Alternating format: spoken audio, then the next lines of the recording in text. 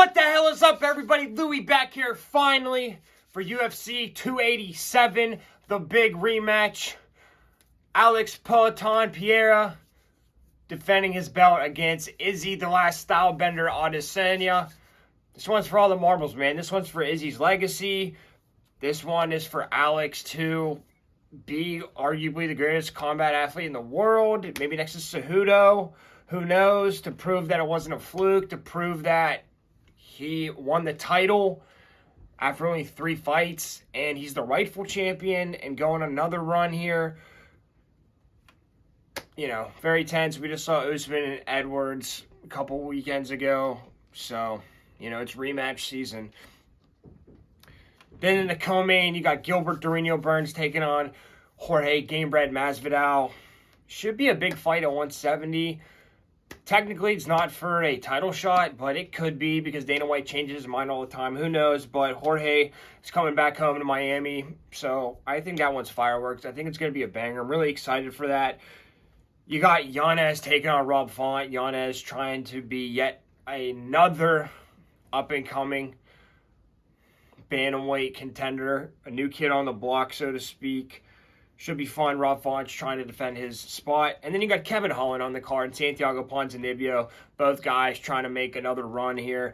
Ponzinibbio might be his last shot, and Holland, he wants to get one back after the Thompson fight. So, and then you got Raul Rosas Jr., 18 years old.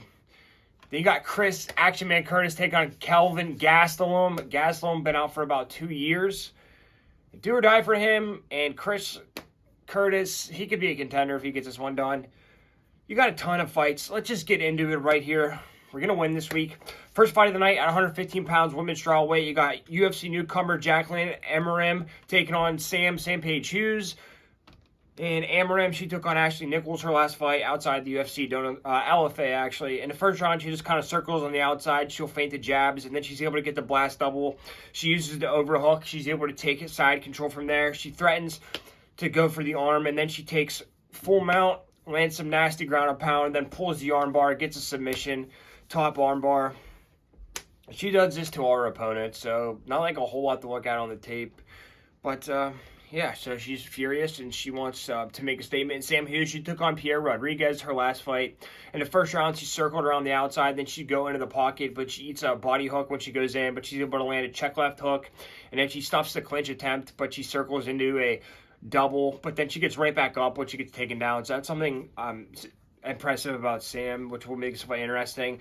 And then she gets pressed with some jabs in the pocket, though. But then the second round turns it up a little bit. She walks into a left hook in the pocket, and she gets doubled, pops right back up.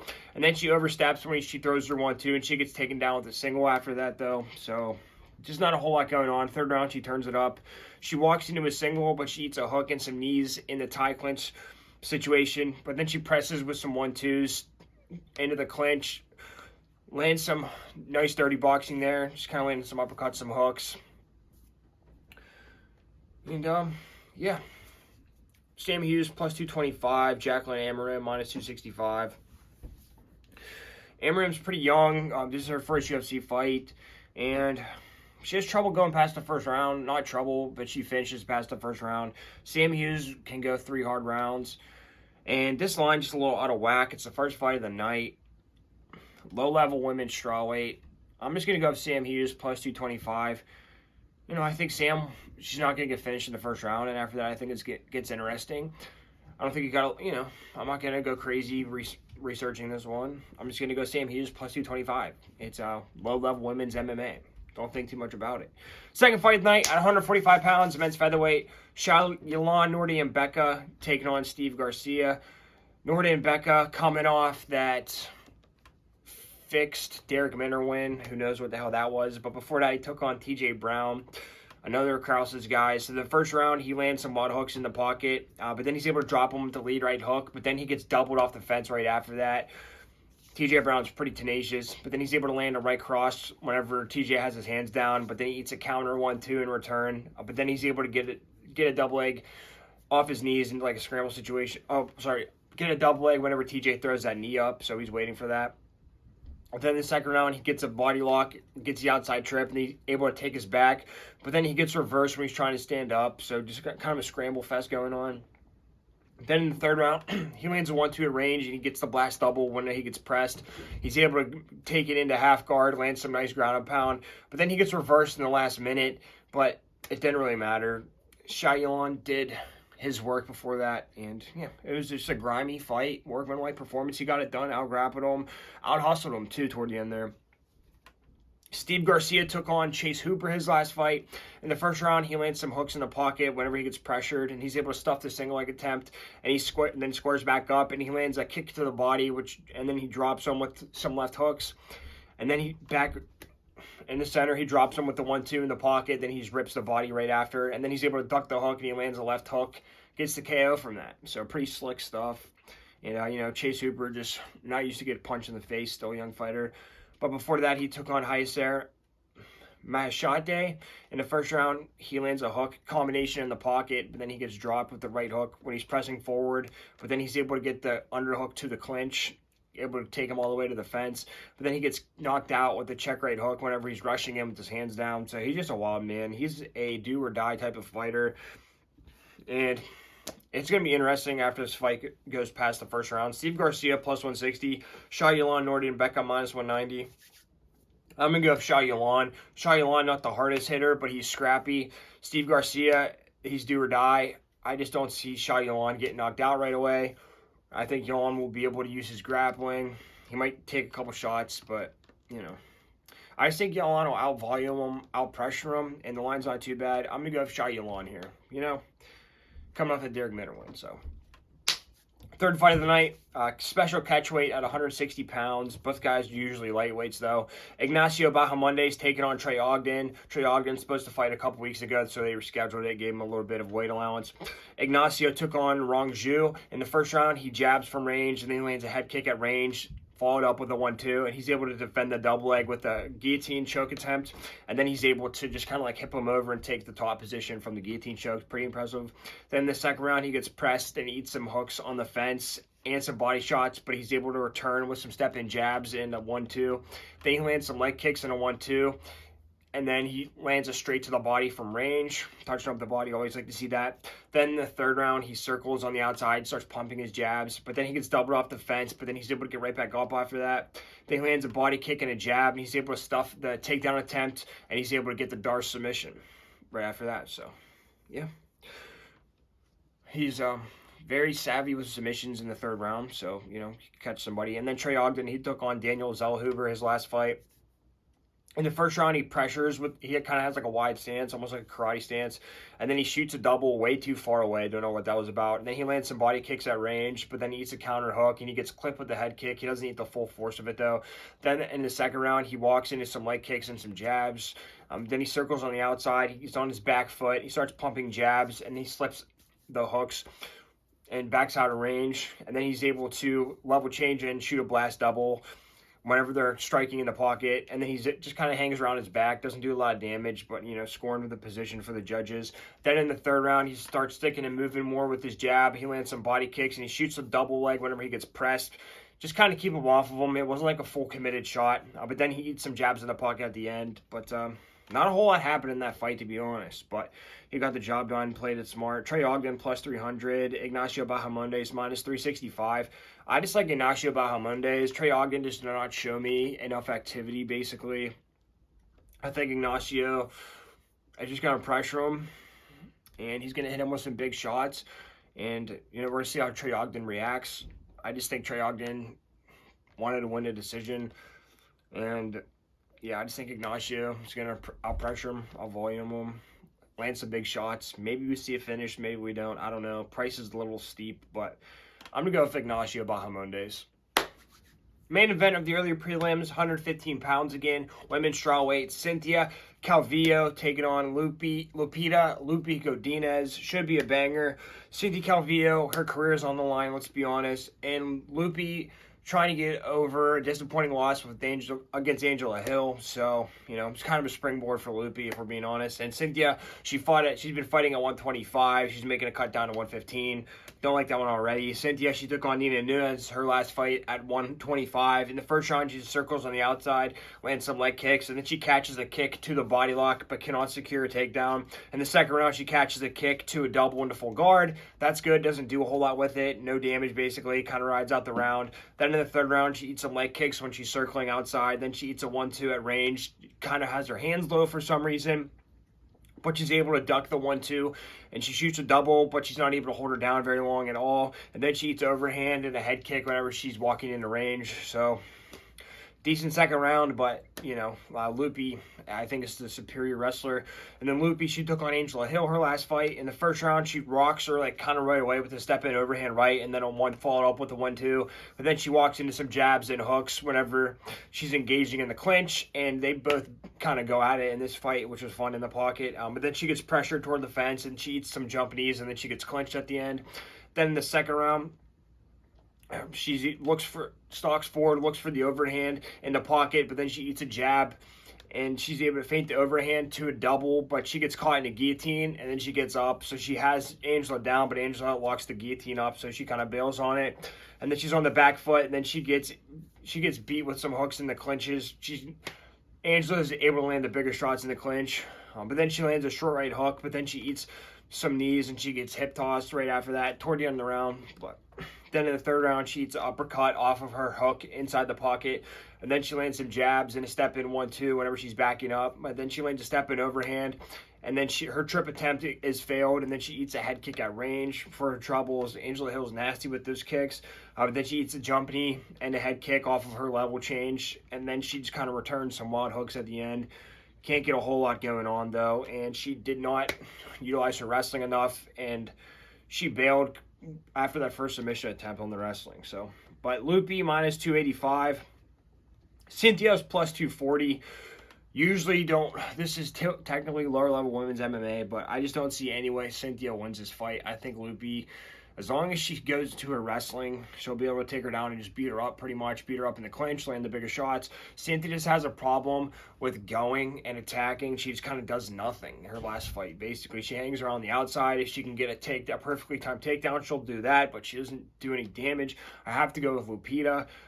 Angela Hill is a tough veteran, and, you know, she just kind of outsmarted Loopy, and Loopy didn't get to her game, so I'm just going to have to hope that Loopy gets back on the wrestling. But I'm going to go with Loopy here. But the whole fight to go over 2.5 rounds, minus 0.5, it's women's, so probably. But, you know, it's a little steep. But I'm going to go with Loopy here nonetheless. First fight on the regular prelims, 265 pounds men's heavyweight. We got a all-time slot fest. Carl Williams making like a 2 or 3 week turnaround, taking on Chase the Vanilla Gorilla Sherman. This one's going to be sloppy.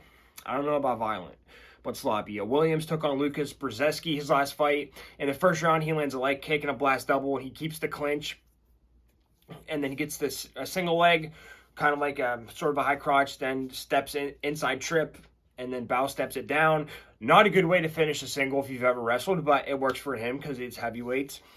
But he's can't secure it there right away, but then he eats a jab and a hook when he's kind of standing at range, but then he eats the uppercut when he's backing up, and then he kind of clinches him to the fence. So he gets that initial takedown, but can't hold him. Second round, though, works out well for him. Jab, overhand left, and then uppercut and a hook combination drops him, and then he gets around the back. Big mat returns.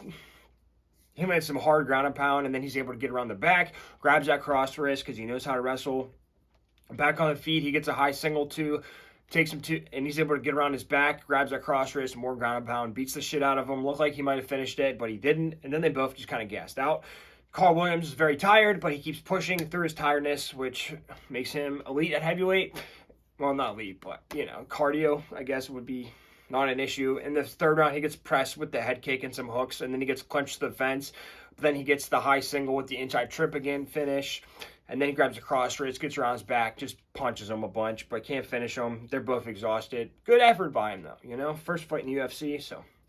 And then Chase Sherman, he took on first or second fight. Chase Sherman, he took on Waldo Cortez Acosta his last fight. Waldo was making his UFC debut. In the first round, he circles, he pumps jabs, and he lands a nice leg kick, but then he walks into a 1-2.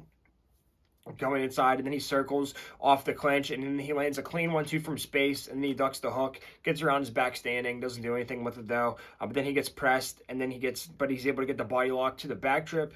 Nice little takedown there at the end. Then the second round, they kind of trade jabs in the pocket, but then he eats a hook flurry from Waldo. Then he kind of walks into some overhands for some reason. Chase is getting tired. He usually gets tired halfway through the fight, at least. But then he walks into an elbow, and then he gets rocked and he just eats a flurry of punches, and Waldo can crack pretty decently. Then in the third round, he lands a 1-2-1 combination from range, but then he gets rocked with an overhand. Again, just standing at range, hands low. And then he gets pressed with some straights and countered with hooks. So Waldo just kind of took more ground from him. Chase Sherman plus 330, Carl Williams minus 410. This line's insane, and my rule was low-level heavyweights take the underdog, but it hasn't worked out for me because I actually bet Chase Sherman against Waldo. It didn't work out. So I'm going to go with Carl Williams. Carl Williams taking a fight, couple-week turnaround, short notice, like technically, but he's already in shape. He doesn't got to cut weight. Chase Sherman just cannot wrestle very well, and Carl Williams, he has pretty solid wrestling, and he can take people down and do damage. And, you know, Chase Sherman, I could see him like lighting Carl Williams up maybe in the first round, but Chase Sherman's going to get more tired. Carl Williams gets tired, but Carl Williams is able to push through it. He's able to wrestle and finish takedowns while he's tired. I understand that this line is insane, but, you know, I just really think Carl Williams is going to get it done. I just don't see a path for Chase Sherman other than knocking him out. I don't think that's going to happen. But over the fight to go over 2.5 rounds, minus 130 for low-level heavyweights, only 2.5 rounds. That's a steal. Take that. I'm going to go with Carl, though, okay? One of my most anticipated low-key matchups. Second fight on the prelims, I think. Yeah, second fight on the prelims. 185 pounds, men's middleweight. Gerald GM3 Meerschaert taking on Joe Bodybags PYFER. Joe PYFER, this is technically his second UFC fight. The historic figure in Dana White's Contender Series, taking on a real-ass fighter in his second fight. This is a pretty big jump up in my opinion, so I'm interested to see how this goes. Meerschaert took on Bruno Silva his last fight. In the first round, he circles on the outside, throws a jab and a combo, and then he slips the counter, and then he level changes goes for the double whenever he gets pressed. He's able to complete that takedown, gets full guard, lands some ground and pound, not much, but just kind of waited for his time. Doesn't throw a whole lot, but he got that takedown when he needed to. Won the round, secured the round, smart fighting. Bruno Silva hits hard. In the second round, he lands a body kick, and then he backs out of the combination range, and then he jabs, and then his uppercut misses though, and then he gets clipped with the counter hook, but then he lands some inside leg kicks, then he lands a nice jab. Kind of being just being conservative, but picking his shots. Then in the third round, he gets cut off on the fence. He gets clipped with a cross, but then he's able to circle out of the clinch. He's able to block the head kick and the counter hooks, and then he's able to get the clinch, and he lands some knees. But then he shoots, and he comes up to the clinch, and then he drops him with a left hook off the clinch separation. And then he just jumps on that high elbow guillotine and just finishes him. Classic club and sub Gerald Meerschaert. And he just kind of uses that fake to get him reacting and then clipped him with a big shot. And people forget that Gerald Meerschaert can hit hard. So, and then Joe Bodybags PYFER took on Alan Amedovski in his UFC debut. In the first round, he pressures forward. He pumps a couple jabs. He lands an uppercut, then a right hook combo. Then his left hook misses. So he lands a left hook and he misses the right, but then he gets clipped, but then he's able to reset, and then he lands a counter right hook, and he misses the uppercut, but then he lands a right cross, gets the knockout. Just, yeah, I like him mixing that uppercut in there, just kind of, you know, taking his ground steadily and not doing anything really stupid. A little wild, but his name's Bodybags. Joe PYFER minus 180, Gerald Meerschaert plus 155. I've been going back and forth, but I think I like Gerald Meerschaert at plus 155. I think this is a big step up for Joe PYFER. Gerald Meerschaert is kind of chinny. Joe PYFER does hit hard, but if Gerald Meerschaert can survive the first round, we haven't seen PYFER go very long, and I think Meerschaert will be able to get him down, or if Joe gets a little too overzealous in the clinch or going for a takedown, Gerald can choke him right out. Joe PYFER, pretty good wrestler from Pennsylvania. I don't know if he won states, but he's a very high-level state wrestler of Pennsylvania. Pennsylvania, very tough wrestling state. But I think Meerschaert will be able to catch him in something, and Joe PYFER doesn't really use his wrestling a whole lot. He didn't in his last fight. And, you know, Meerschaert can crack too, so I think they're going to go at it. And Meerschaert just has so much more experience. If the fight goes longer, I would just favor him. I would favor him to wear on Joe. And, you know, Joe might even hurt Meerschaert, and he might waste all of his energy trying to get him out of there. And Meerschaert can submit anyone at any time. So I'm going to go with Gerald Meerschaert here, plus 155. I like that dog money. Gerald Meerschaert by decision, though, plus 800. Maybe, but Meerschaert by sub plus 275. But, you know, either one of those, you know, I could see a decision happening. Maybe he just gets around the back of Joe, and Joe defends, and Meerschaert gets a 3-round decision, just kind of rides it out. But I'm going to go up GM3 here. Co-main event of the prelims, 115 pounds again, women's strawweight. Michelle, the karate hottie Waterson, taking on Luana Pinheiro. Michelle Waterson, veteran, been around a very long time. Luana is on the come up. You know how that goes. Waterson trying to stake her claim, try to be relevant in the strawweight division. Luana's trying to make a name for herself. We'll see. Waterson took on Amanda Lemos her last fight. Tough one. First round, she lands some step-in leg kicks, but then she eats some jabs and front kicks. But then she lands a step-in hook, but then she gets countered with a double hook from Amanda. And then she eats some hooks off of a step-in leg kick, but then she lands overhand, is able to get the double into half guard, but then she gets foot swept toward the end there. But, you know, decent amount of control. Arguably, she won the first round. But then in the second round, she lands some side kicks, but then she eats a cross and a body shot, and she's able to duck the hooks, shoots the single, but then she gets caught in a guillotine and gets submitted from that. So, Lemos is really good. But, yeah, tough one. And Luana Pinheiro, she took on Sam Hughes her last fight. In the first round, she circles on the outside. She pumps jabs, but they're a little too short. Doesn't reach the target. But then she works in with the double jab and then a short right. And they both kind of swing hooks. But then she gets the headlock. Takedown into full guard. And then she into a front head lock position. And then she gets another outside toss. Yeah, pretty nasty throws. Then in the second round, she circles on the outside. Her step-in hooks, they get blocked from Sam, but she's still throwing them, keeping the pressure on. And then she eats some jabs when she's loading up. But then she's able to land a blitz and get to the clinch. She lands a left hook in the pocket off of Sam's leg kicks. And then she just kind of drops her with a blitz. Whenever she needed it, that was a close round. And she was able to drop her real quick at the end of the second. And then in the third round, she wobbles her with the leg kick. And then she lands another hook flurry. And then she just kind of gasses a little bit at the end. Not a whole lot happens. Kind of like circles and evades. So, something to keep in mind. But pretty good performance. Sam is really tough, and she hurt her. Luana, minus 155. Michelle, plus 135. I'm going to go with Michelle Waterson. Michelle Waterson can go 3 hard rounds. She throws a lot of funky strikes, a lot of kicks. She might be able to get a takedown. I don't know. And she's a veteran. And Luana, you know, she just... nothing really special. Michelle's just got to watch out for those big action, those blitzes, those hooks. I think she can get it done. It's like dog money on a women's fight. I'm going to go with Michelle Waterson. Why not, you know? I think women veterans, they do well. Main event of the prelims at 185 pounds, men's middleweight. Another low-key. It's not even low-key, but I'm really excited for this one. I'm the most interested in this one, I would say. Chris Action Man Curtis taking on Kelvin Gastelum. Gastelum last fought August 2021. So he's just proving if he can still do it. He's won 1 out of his last 6, I believe. So,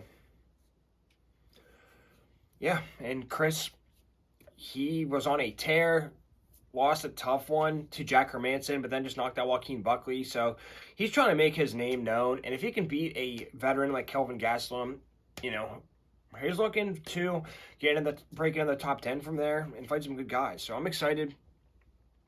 Chris Curtis, he took on Joaquin Buckley his last fight. In the first round, he gets pressured with the combo, but he keeps a high guard. He kind of circles, and he lands a left hook off of Buckley's load up. But then he eats a hook to the body in an uppercut combination, but then he just kind of shells and backs up, keeps that high guard, keeps it tight. We'll just take shots on the arms. But then he lands some counter hooks off of Buckley's cross, but then he misses a cross and gets clinched, but then he eats some shots to the body. But he does that, you know. He'll just, first round, you know, he'll take some shots in the first round. But then the second round, he pops his jab and he slides out of the range of the hooks, and then he eats a 1-2 off of his jab, but then he's able to slide back so he doesn't keep eating them. But then he eats a hook to the body off of his high guard, and he kind of rolls with the punches, but then he eats some hooks in the pocket. And then he's able to, he grabs Buckley's head kick attempt, and then he drops him with a perfectly timed right hook, jumps on him, and just gets the KO from ground and pound. So he was just waiting for a shot. He'll eat some shots. You saw that in the Phil Haas fight, but he'll defend most of them. And yeah, keeps that classic high guard and got it done, man. And, you know, Buckley's a scary guy. Kelvin Gastelum took on Jared Cannonier's last fight. In the first round, he stalks forward with some jabs, and he catches the kick, lands a blitz on him, but then eats a cross off of his blitz and a 1-2. But then he eats a hook in the pocket, and he has a low guard for some reason, and Cannonier cracked him. Then in the second round, he kind of crashes into him, and he rips the body, and then he lands a hook to the head, and then he blitzes, and then he feints with the leg kick. But then he lands a lunge hook, and he gets around his back with the right hand, and then he lands a left hook. Then he lands a slap right hand, and then follows up with a left hook right down the middle. You know, pretty nice combo there. But then in the third round, right away, he gets dropped with the right hook with his hands down again for some reason. But he's right back up because Kelvin has a steel chin. But then he gets a blast double to the clinch on the fence, but he's not able to hold him down. And then he's able to cut off the cage, and he's able to land some long hooks.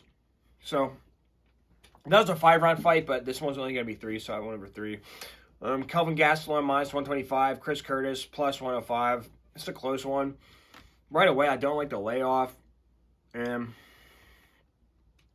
I don't know. I just got a feeling about Chris, to be honest. I like him. I want to see him win. I think Kelvin might take the first round here. Chris kind of downloads the data, you could say. But after that, I think Curtis is going to be able to find his shots. We'll see if Kelvin wrestles, but you cannot take Chris down like the Rodolfo Vieira fight. So, I don't know. It's really close. I'm just going to stick with the underdog with Curtis. I think he'll land some big shots when he needs to. Maybe wobble Gastelum or just keep him off of him. I think Chris will have the bigger moments.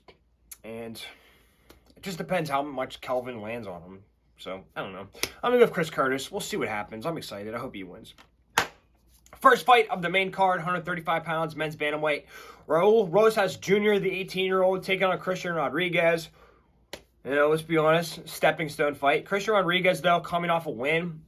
He's not a bad fighter. He's just very young. And, you know, not like a big name. He's 1-1 in the UFC, but he's coming off a win. It'll be good luck for Raul.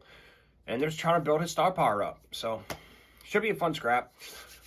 Raul Rosas took on Jay Perrin his last fight in his debut. In the first round, he lands a 1-2, but then he walks into some hooks. But they glance.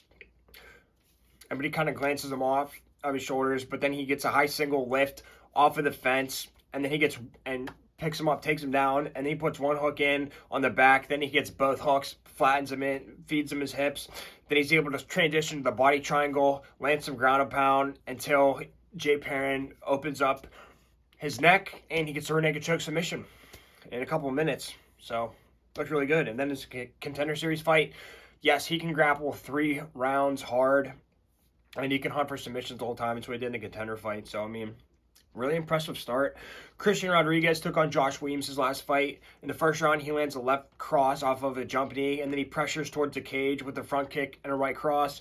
And then he gets the underhook clinch, and they're in an underhook clinch, and they kind of battle, but then he gets taken down with the body lock trip, but he pops right back up. So that's pretty crucial there. But then he gets double unders, and then Weems pulls guard for some reason. But then he lands a back fist, but then he gets tripped, but then he pulls the anaconda submission, pulls the anaconda choke, and just works it and gets a submission. So it's kind of a weird sequence. He goes for the back fist, and then he just gets tripped down and pulls the anaconda out of nowhere. So, I mean, Christian Rodriguez has some slick submissions in a scramble situation, so it should be interesting. Christian Rodriguez plus 200, Raul Rosas Jr. minus 240. Been going back and forth, but I just think Raul is going to get it done. I think Raul is going to be able to take him down, you know. Raul's striking's not great. Christian's really isn't that great. Christian has a lot of pressure, but I think Raul will be able to clinch him up. I think Raul will be able to win those clinch battles. Is there going to be a finish? I don't know. I just think Raul will be able to out-grapple him. I think he'll be able to get to that figure four a lot. And Christian, he might go for some chokes from the bottom. He might actually gas himself out going for the chokes. I think Raul will be better over 3 rounds. So I'm going to go with Raul here. But Raul by decision, plus 225, I don't hate that. So, let's see what happens. Second fight on the main card, 170 pounds, men's welterweight. I hope you like violence. Kevin, Big Mouth Holland / Trailblazer taking on Santiago Ponzi Scheme Ponzinibbio. Both guys really need a win here, in my opinion. Ponzinibbio, he's trying to make one last title run. Probably not going to happen, but he wants to climb the ranks as much as he can. He's taken a lot of damage over his career, came back off that injury, so he wants to make one last go at it. And Kevin Holland, coming off a disappointing loss to Wonder Boy. And a lot of people thought he could potentially be in a title picture. And made some mistakes his last fight, so it should be fun. I think both guys are going to go at it. Both guys have a lot to prove, so I'm excited. Kevin Holland took on Stephen Wonderboy Thompson his last fight in a 5-rounder. In the first round, he eats a 1-2 off of a leg kick and a left hook when he's crashing in. But then he lands a lunge hook and then a flurry and then lands a knee. But then he feints the jab, lands a right cross, rocks him with that. And then he gets the clinch, lands some nasty elbows, cuts him open pretty early. But then he eats a right cross with his hands down when he's just walking towards him for some reason. But yeah, Holland hurt him there. Then in the second round, he gets blitzed, and he pulls the tie clinch, but he misses with some wild hooks. But then he eats a cross when he's coming in. Then he gets foot swept off of his hook. And then, so he gets the foot sweep off of the hook, but then he lets him up because he said he wasn't going to wrestle Wonder Boy when he could have gone top of him, landed some ground and pound. Whatever. But then he lands a jab, and then he rocks him with the right cross. But then he gets rocked with a clean 1-2, standing at range. Then in the third round, he eats some crosses off of his leg kicks. Then he lands knees to the body, and he kind of pushes him down, and then he lets him back up again. But then he lands a leg kick and the hooks, and then he gets into the tie clinch. But then he gets cut off on the fence, and he eats a 1-2 and some hooks toward the end there. And you could notice his output slowing down a little bit, and he threw a bunch of wild power stuff that didn't land earlier on, and he refused to go to the ground with them. So, you know, tough ending. And then he ended up breaking his arm, I guess, after the 4th round. But tough one. Santiago Ponzinibbio took on Alex Morono his last fight. Morono took the fight in like a week's notice, I believe. In the first round, he lands a jab to the body and then a right hook to the head. But then he eats a 1-2 off of his leg kick. And then he eats an overhand at range. But then he gets dropped off of his back fist. And then he eats a hook. Yeah, really low IQ move from him. Just, he got dropped from a back fist, like throwing it. It got countered. And then the second round, he presses and he looks for an overhand and a hook, and he pumps his jabs the whole time. Then he gets dropped with the step-in right cross. But then he lands an overhand right before Alex is throwing. So he gets off before he did. So, you know, decent one for him. But, yeah, man, he just got dropped relatively easily, honestly. But then in the third round, he lands a jab and an overhand right, and then a lunge jab to the body. But then he throws, and he lands a slide left hook and a jab, but then he gets rocked with the counter right hook whenever he's coming in, just kind of like overextending himself again. But then he lands a right to the body, and then a left hook, and then he lands another jab. Then he lands a jab and an overhand right, and then another overhand right, and then he gets the knockout out of nowhere. So I think that was more Morono, because whenever he got rocked with that counter right, Morono's kind of let him off the hook, and Morono was tired because he took it on very short notice. But, yeah, Ponzinibbio found a way to pull it out at the end, so that's very impressive, and he's always dangerous throughout the fight. Ponzinibbio plus 200, Kevin Holland minus 240. I don't really know. I'm just going to go with Kevin Holland. I think Ponzinibbio has taken a lot of damage. Morono dropped him twice, rocked him really bad one time. You know, I think Holland, if he lands clean on him, I think he might be able to knock Ponzinibbio out. But both have questionable IQs. But I think Holland's hungry, and, you know, Holland's still on the rise. Ponzinibbio had the surgery, taking a lot of damage. So I'm going to go with Kevin Holland here. Should be a fun bloodbath, though. Kevin Holland by submission, though, because he did club and sub at Tim Means, plus 600. Not a bad play. I'm going to go with Kevin, though. Feature fight of the night. Banger alert. 135 pounds, men's bantamweight. Rob Font taking on Adrian Yanez. This is a huge fight for Adrian Yanez. because he wants to break into the rankings. He's unranked, or might be like 15 or something. And Rob Font, you know, he was on a tear there. He beat Marlon Vera, but then he lost to Jose Aldo and Chito Vera. Didn't get knocked out by Chito Vera, but he got taken as much damage as the person could take. Took a whole year off, and now he's back. He's ranked like number 6 or something, like right around there. So this is a huge step up by Yanez, and I think the UFC's counting on the fact that Font can't take any more damage. So we'll see, dude. But yeah, Rob Font took on Chito Vera a year ago in the first round. He lands some 1-2s off of his leg kicks, and he peppers the jab and then a cross, and then a cross and some elbows, and lands uppercuts in the clinch, and then he lands a jab and then a hook, and then he rips the body, and then he eats some body and leg kicks toward the end there, but, you know, took advantage of Chito taking the round off. Then in the second round, he lands a 1-2 and a left hook, but then he walks into a body kick, but he presses with a jab and some crosses, and then follows it up with an uppercut and a 1-2 left hook combination. But then he gets cut off on the cage, and he gets dropped with the lead left hook, and then he eats some ground and pound. Last 30 seconds, literally. So this is the problem. Same with the Jose fight. Then in the third round, he gets a double to the mat return, and he gets his back standing, but he can't hold him down. He lands some body kicks, and then he lands some leg kicks, but then he eats a 1-2 in return when he's coming in. And he lands a bunch of jabs at range, kind of touching him up. Then he lands a jab straight to the body. And then he presses with some clean 1-2s right down the pipe. But then he eats a lead left hook off of his 1-2, a little overextended. And then he gets dropped with the knee to the head out of nowhere. Rounds 4 and 5 kind of go to the same. And he just could not hang in there. In the last 30 seconds, he would just get dropped. And it looks like it was really hard for him to take a shot, unfortunately. But Adrian Yanez took on Tony Kelly his last fight. In the first round, he pressures toward the cage, lands some body kicks at range, and then he catches the knee, and then he lands some hooks. And then he slides in the pocket, lands a 1-2, slides back out, and then lands a hook to the body, and then a right hook and a left hook to the body. And then he rocks him with the hook flurry, gets him stumbling backwards, and then really follows up on him. But then he eats some jabs when he's circling, and he misses a left hook. Sorry, misses a left and a right hook, but then he lands the third right hook that rocks him really bad. And then he just follows up with more right hooks, and then he drops him with some hooks and an uppercut, and follows it up with some vicious ground and pound, and gets the knockout by ground and pound. So, yeah. Typically in Yanez's fights, like in, what's his name? Sorry, I forget. But in his previous fights, he would get beat up a little bit in the first round, but then he'd come on strong in the second and the third round.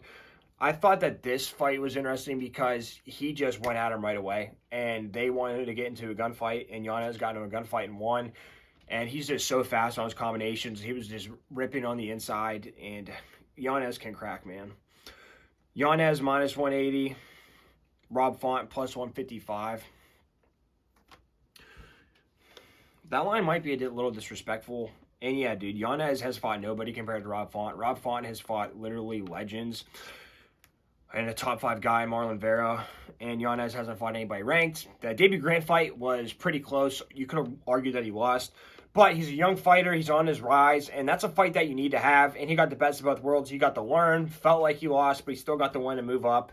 Then they gave him Tony Kelly, and he obliterated Tony Kelly in a round. So I think the biggest thing here is I just don't think Font's going to be able to take the damage. I think Rob Font might take the first round. I think Font might be able to jab him up.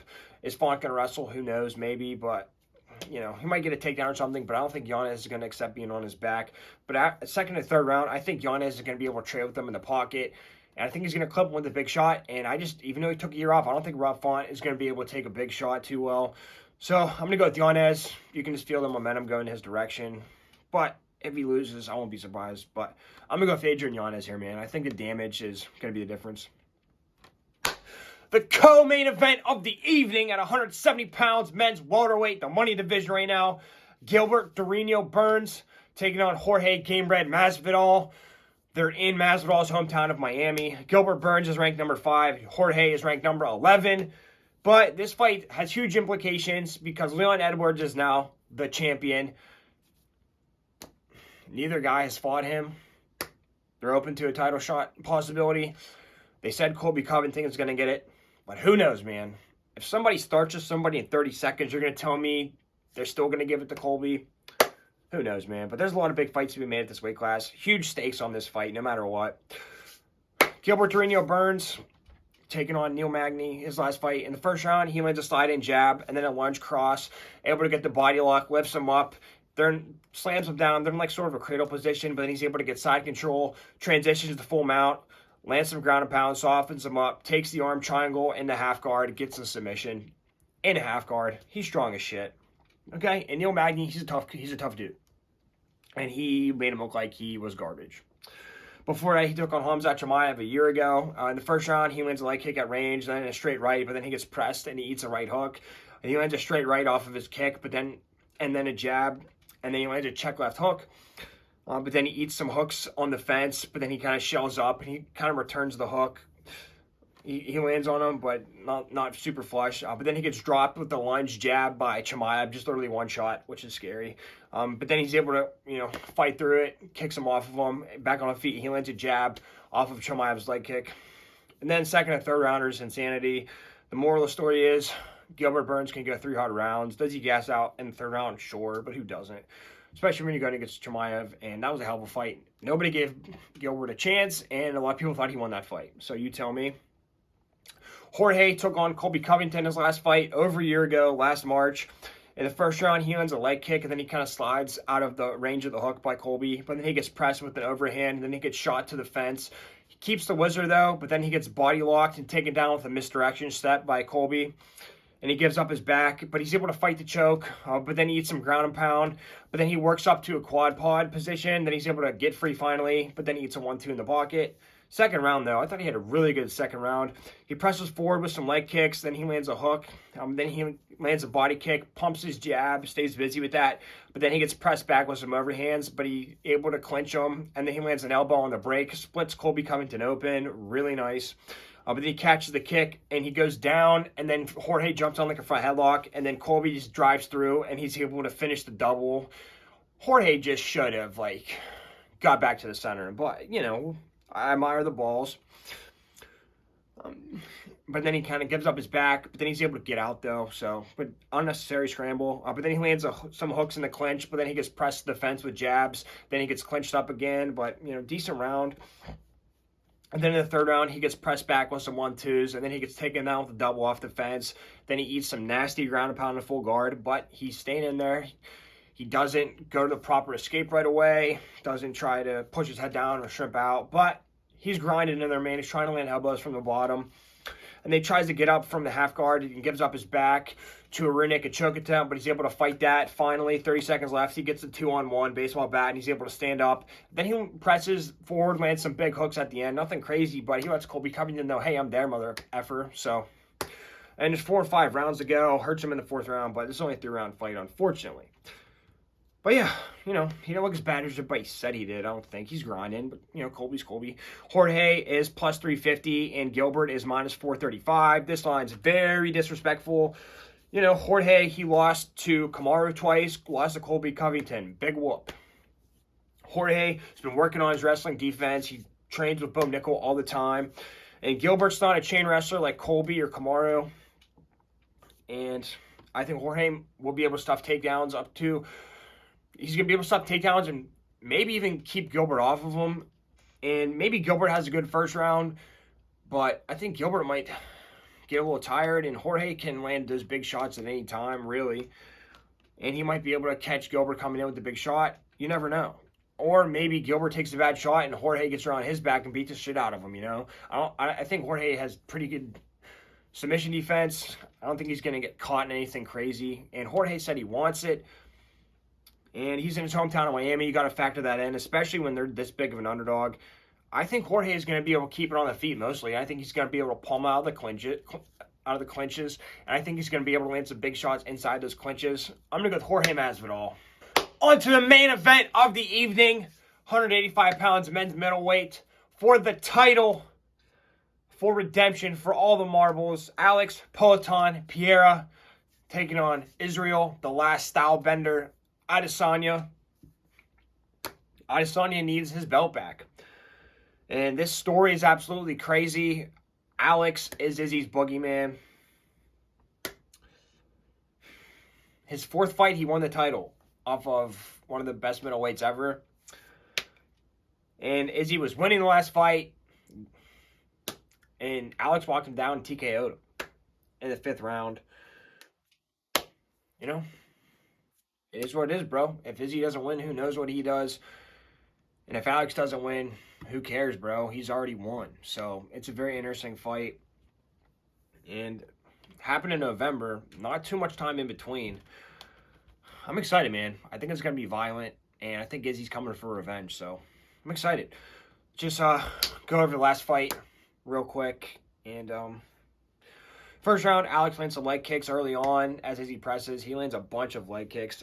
Izzy lands a clean 1-2 whenever he gets pressed, but then Alex pressures him toward the fence with a body kick, lands a left hook. Kind of glances though, Izzy's kind of circling. But then Izzy clinches and he breaks the jab, and then he lands a long, clinches, breaks off, lands a jab, then a long right hook, and then a left hook, which rocks him right at the end there. Pretty perfect timing, and you know, Izzy was mixing that clinch very well. I thought very subtle with it, didn't hold on to it too long, and like everybody's saying, that combination Izzy rocked him with. If there's 10 more seconds left, he would have finished him. Maybe, who knows? But it doesn't matter because time ran out, and Alex is the boogeyman. Second round, Izzy skirts along the fence and he pops some jabs. He lands body and head kick, and then he'll throw a jab, but then eats a jab when he's circling along. But then Izzy clinches, lands a 1-2 off the break. But then Alex cuts him off and lands a couple hooks on the fence. But then and then Alex lands a head kick at range, and then he doubles Izzy off the fence with like 5 seconds left. Just let him know, hey, I can take you down if I want. Very interesting stuff here. Then in the third round, Izzy catches the kick and he goes to a body lock back trip, takes him down, takes his back, grabs the cross wrist like an actual wrestler, lands some nasty ground and pound, makes him pay for it. And then Alex tries to like roll with the leg lock and it's failed. And then Izzy just gets on top of him, lands some more ground and pound. So very interesting round. And then Alex looks exhausted, but he comes back. So who knows, man? Alex is bizarre in a good way. Then in the fourth round, Izzy jabs at range, lands a nice right cross, and then he takes the single to the body lock, and then he takes him to the fence with it. But then Alex pressures him toward the fence, and then Izzy gets the body lock again to kind of break it up. But then Alex clips him with the hook along the fence. But, you know, relatively close round. But a lot of people thought Izzy was up 3-1. And then in the fifth round, Alex rips the body, and then Izzy pulls the tie clinch, and then Izzy lands a cross. And then Izzy gets a clinch again, just kind of break it up, just kind of stick him and go for the clinch because he knows that big power shot's coming. He's looking for it. But then Alex checks the leg kick, and then Izzy just kind of rolls off his back. Very weird stuff. And then, you know, you can see Izzy's visibly wobbly kind of from that. But then Alex lands a leg kick and a 1-2 against the fence. And then he clips him with the left hook, rocks him with it. And then Izzy's trying to circle, and then Alex is just pow, pow, pow with the hooks. Lands a flurry. Maximum power. Ref stops it. Was it a little bit early? I thought so. But who knows, man.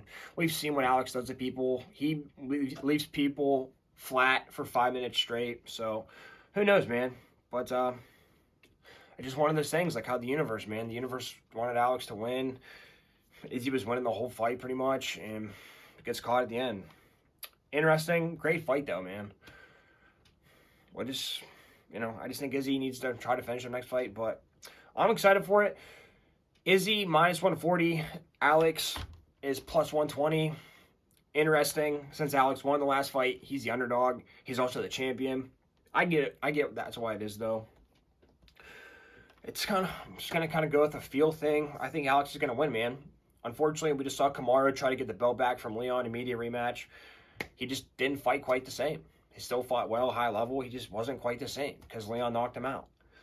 I don't know if Izzy's going to be quite the same. If he's going to be timid or if he's going to be too aggressive, who knows. But the guy who just won the last fight is the underdog. I'm going to go with Alex.